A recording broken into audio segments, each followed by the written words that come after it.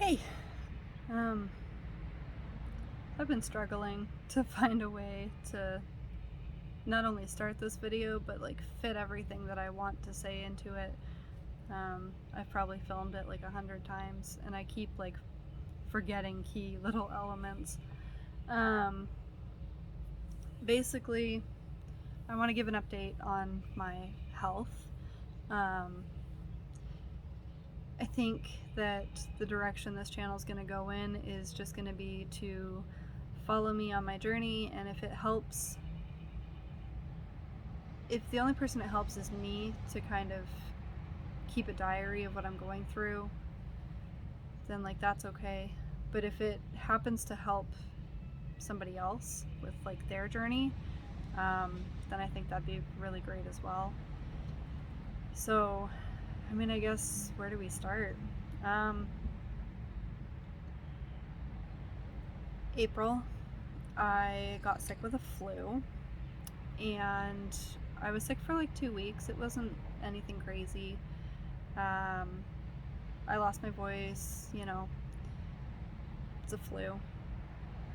At the end of the flu, I started to get better, as one does, but then I kind of had this weird anomaly in my left eye that was like white, and it had like the glittery purples and greens sort of surrounding it, as if one of two things happened. Either I burned my retina or I was getting a migraine.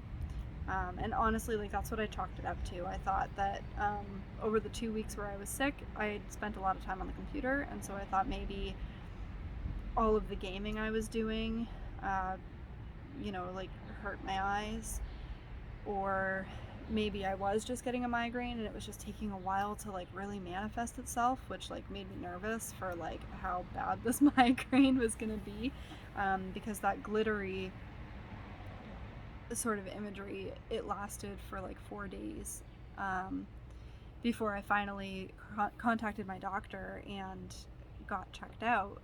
He, of course, sent me straight to the emergency room, where I saw an ophthalmologist, and they basically confirmed that, yep, like there's something going on with your eye. We can see that you're having trouble. One of the weirdest experiences at the ophthalmologist, honestly, because they were looking at my right eye with like the light, just to like test dilation and stuff, and I could see the tool, I could see the light, and then they switched to my left eye, and with my right eye I could see the tool shining into my left eye, but with my left eye I could not see the light, I could not see the tool they were using. It just sort of glowed red suddenly, similar to if you like closed your eyeballs and then like looked at the sun. That's kind of what it looked like. It was the most bizarre experience, and basically they validated and confirmed that I was in fact blind in my left eye. They also told me that I was going to need an MRI just to kind of rule some things out, and I said okay, that's cool. So my doctor called me about 2 days after the ophthalmologist appointment and asked if they had gotten back to me yet. I said no, but they're setting me up with an MRI. The MRI was booked for Mother's Day.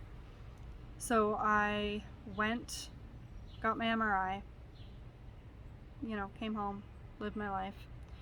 They told me I'd have the results in about like a week, maybe a week and a half, 2.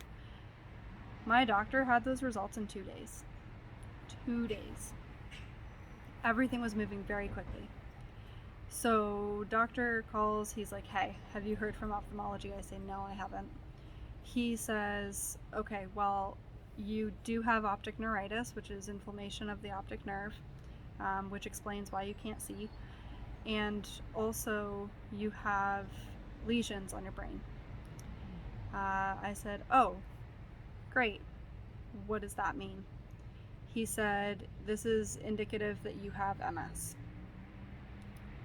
So I said, okay. He actually looked back at a previous MRI that I had. Sorry, speaking is hard sometimes. Anyways, he looked at a previous MRI.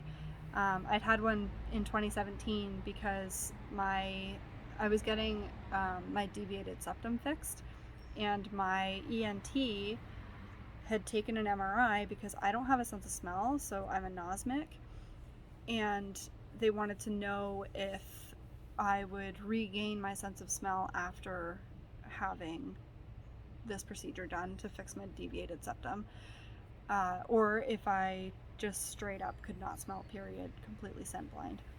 So they did the MRI looking for olfactory bulbs, did not find any, and so as a result, that is why I don't have a sense of smell. I literally don't have the components to process smell, but that's why that MRI was done. So he looked back at that MRI, and I guess comparing the two, you could see the beginning of the lesions back then as well. So I have probably had MS for at least 5 years, and I just didn't even know. Which would mean that I've had it since I was 26, about 25, 26. So yeah, like it's been a bit of a ride. So of course this all occurred around Mother's Day, and now it's the end of June. I mostly have my vision back, mostly. My left eye still sees colors differently than my right eye, so if it's really bright, then sometimes it kind of appears as though I'm looking through a pair of 3D glasses because I have two separate like color images that are trying to merge. My left eye also over sharpens things. It looks like somebody who is really inexperienced with like Photoshop has just gone nuts with the sharpening tool, and it just like, it's really weird looking. So it definitely makes seeing difficult on certain days. I find that if it's hotter, then I really have trouble with my left eye. But on like a cool morning like today, like this is kind of okay. I can see relatively well. I would even be able to drive my car today. But there's definitely been other days where driving is completely out of the question. It just wouldn't be safe. So I have not been driving over the past like 2 months. I did take my car out once for just sort of like a, let's see how we do. And I took my dog for a walk on a trail with a friend, and it was really nice. It was really nice to just get out and do something normal.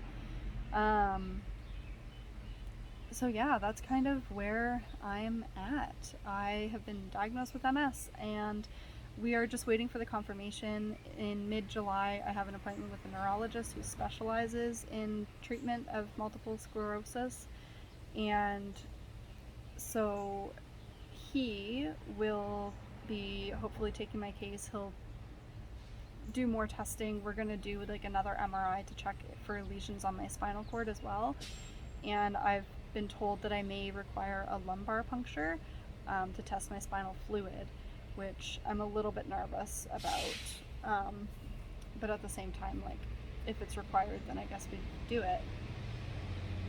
So that's what's going on with me.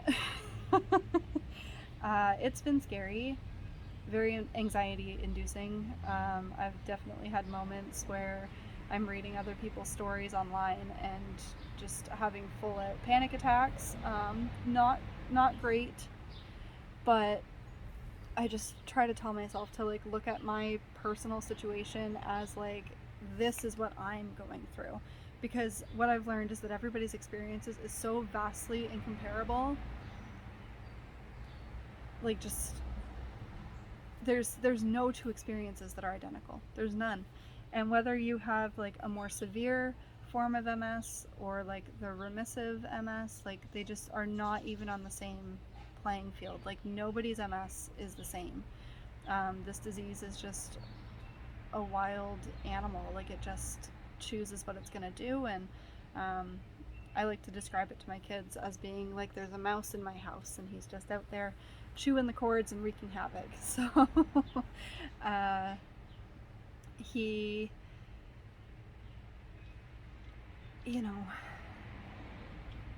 like it's just been kind of scary, but it's also been refreshing to have this diagnosis, because I know like I'm not a hypochondriac. Like, I have gone so long feeling Like, the things that happen to my body are just like, oh, okay, like, there she goes again. Like, of course there's something wrong with her. You know, because there just always seems to be. Whether it's vertigo, or I'm deaf, or I'm having trouble with my legs, there's always something. And so now I have a reason. Like, I have trouble with my legs today because I have MS.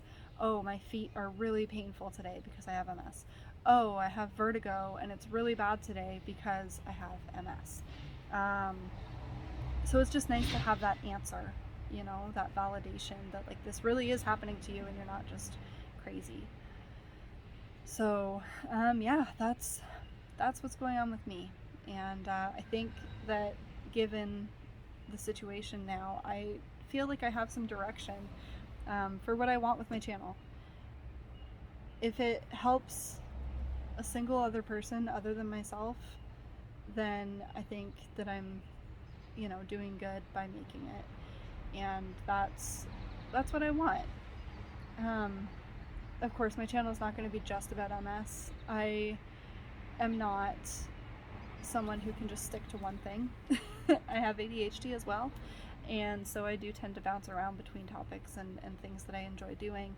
And so I would like to kind of foster that and use this YouTube channel as kind of just a vlog, I guess. I want to bring you on my journey with my health, but I also want to do ghost adventures. I want to go and find, you know, where's the spookies at, and I'm just looking for something new.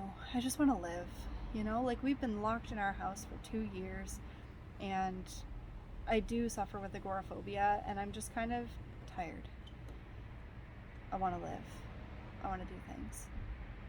And I think now is the time to do it. So I don't have a specific schedule that I'm going to be releasing videos on. So you better hit that notification bell if you want to follow along. And make sure you subscribe. Okay? Bye.